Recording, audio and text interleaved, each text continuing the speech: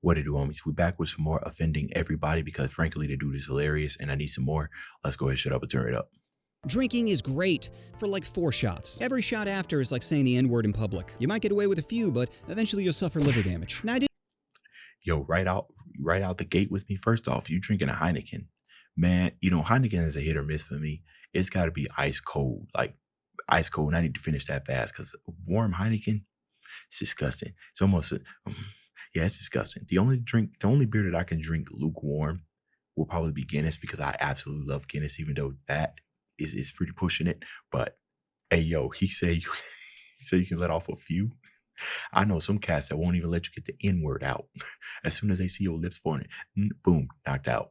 Drinking is great for like 4 shots. Every shot after is like saying the N-word in public. You might get away with a few, but eventually you'll suffer liver damage. Now, I didn't always drink in college. Like a bi girl, I'd be straight on the weekdays and experiment on the weekends. But when I did drink, I went hard, with the goal of nailing someone with my hammered body. And my favorite way to drink was by playing games, because ingesting mass quantities of alcohol implies you have a problem. But if you add cards, it's somehow fine. Now, Yep, it is. And it's socially acceptable to drink as much as you want. Guys, I have so many stories. I went to a K-State University from the years of 2009 and 2013. And just like him, I forgot what he said, but I didn't start drinking until I got to college, right? I had 0 alcohol in high school, which is, I know, crazy. 0 alcohol in college. I remember having my first beer. It was a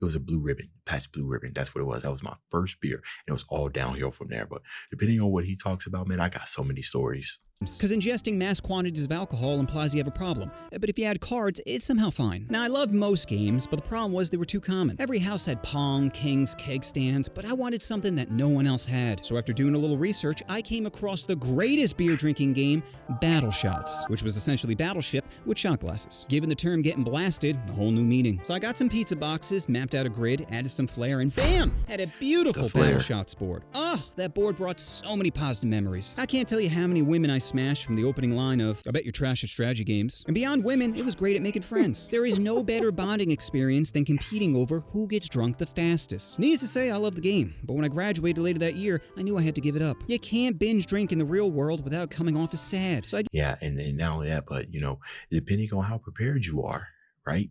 Real world, if you ain't ready for them consequences, man, some people can't let go of that party life. There was a thing down at K-State that was called Fake Patties, and I went down there every year. Not every year up until the year that I had my kid, because I couldn't go down there anymore because I had other responsibilities. But it was a great way for a lot of us to meet up together. And, because we were all just scattered across the country. So we would all come down. One of the boys owned a house down there. So when we get there, we would party, we would drink like we were still in college. But obviously, they had to come to an end. But we would drink. Fake Patties is basically when the whole city, or at least the college part of it, would just go down to Aggieville or skip Aggieville and just start going to the house parties. And we would just drink from sun to sundown. I think my longest stretch was 4 a.m. in the morning to 3 a.m. the next day, right? And I think I had about 2 Jimmy John sandwiches, and pacing was everything. I ain't drank in so long.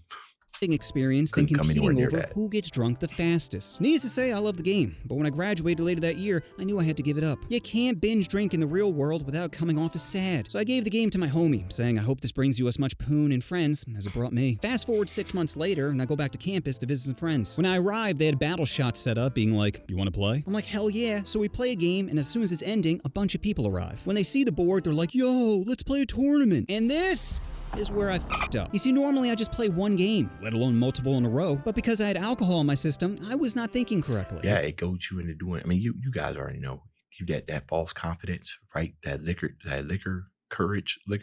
Yeah, well, that's a dangerous thing. Play one game, let alone multiple in a row, but because I had alcohol in my system, I was not thinking correctly. And by the time game 3 rolled around, I blacked out. I wake up the next morning in immense pain to the sound of, I'm a tumor. My head is spinning, I'm super dehydrated, and I'm slowly going insane from that fucking tumor sound. I can tell it's coming from the corner of the room, so I go to stand up and immediately collapse. My right leg is throbbing, and my jeans are covered in blood. I am barely comprehending reality, but I am motivated to make that sound stop. So Hey, hold on now. See, I've blacked out drunk twice in my college. I usually, and back then I could hold my liquor. I'm a tall guy. At that time I was I'm still 6'3". Maybe I was around 180 pounds then. I'm 220 now. Having kids, bro. You get that dad bod be approaching rapidly. But I might have been 200 because I could hold my liquor. The only time that I blacked out was some stupid things that I knew I was gonna black out. I drank 3 fish bowls of liquor. That was, and the other one was on my graduation night. I had drank a half liter of Fanta because I was very thirsty, and then I learned quickly afterwards that it was Everclear. So yeah, but I ain't never been like I've had some times where I was like, how did I get home? Especially at 25-cent fireball shots. Oh, maybe it was 3 times. Oh, snaps. Yeah, we had 25-cent fireball shots. And I have no idea how I made home. My buddy must have drove because he was sleeping on my couch. There was fireball threw up all on my carpet, on my pants, on my shoes. There was some good shoes too. I have no idea. But blood, I ain't never have it. I mean, I ain't never got that seriously hurt. In blood. I am barely comprehending reality, but I am motivated to make that sound stop. So I start dragging myself on the ground, pushing aside pizza boxes and beer bottles till I find the computer and hammer fist it off. Then I start dragging myself to the bathroom and find my friend brushing his teeth who says, "Rough night?" I'm like, "Water. Water." So he gets me a glass and I proceed to spend the next 6 hours on the couch trying to regain brain function. Eventually reality starts to come back and I ask my friend, "What happened last night?" He's like, "You don't remember?" I'm like, "I remember playing Battle Shots and then I blacked out." He's like, "Well, first you destroyed Battle Shots by spilling cranberry juice all over it. Then you drunk dialed your ex on speakerphone and asked if she was available for a quick smash session." Tits. What did she say? She said you only call her when you're drunk and hung up. I'm like, "That's accurate." Okay, then what happens? Then we all went out to the bar and you're doing your usual walking around telling everyone how much you love them. Things are going great until you walk outside. Knowing you were f***ed up and probably up to no good, I decide to follow you. You then get up on this rusty sewer grate and start pissing. I tell you that's a bad idea and your response was, "Woo!" Yeah, see, I actually got caught by because we had these policemen that would drive around in a bike and everything. And I forget what he said. He didn't give me a charge, but he did yell at me. He said, "Hey, would you like what was that, publicly indecent exposure, public, yeah, something like that and everything." And he caught me mid piss too, so I couldn't even stop and walk around. Luckily, my friends was waiting for me, but talk about getting caught with your pants down. My pants weren't down, but yeah. Sewer grate and start pissing. I tell you that's a bad idea and your response was, "Woo!"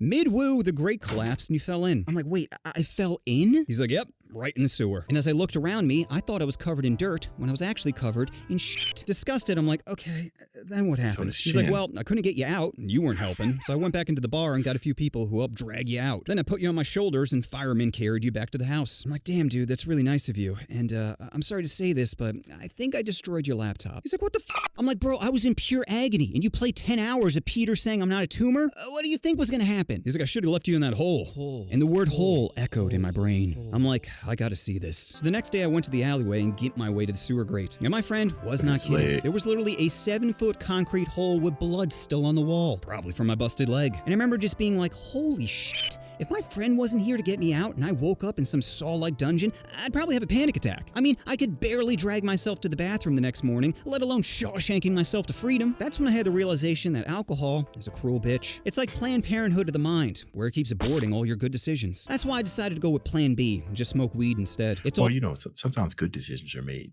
Sometimes.